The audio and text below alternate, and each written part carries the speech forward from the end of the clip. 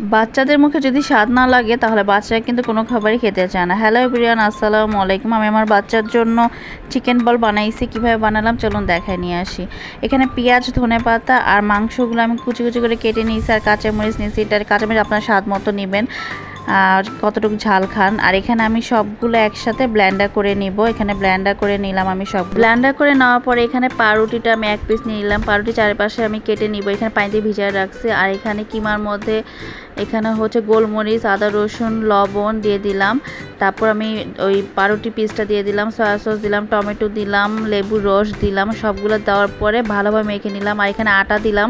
বাসা আপনাদের কর্নফ্লাওয়ার থাকলে কর্নফ্লাওয়ার অবশ্যই দিবেন। আর দুপুরের জন্য আমি এখানে কয়টা ভেজে নিলাম।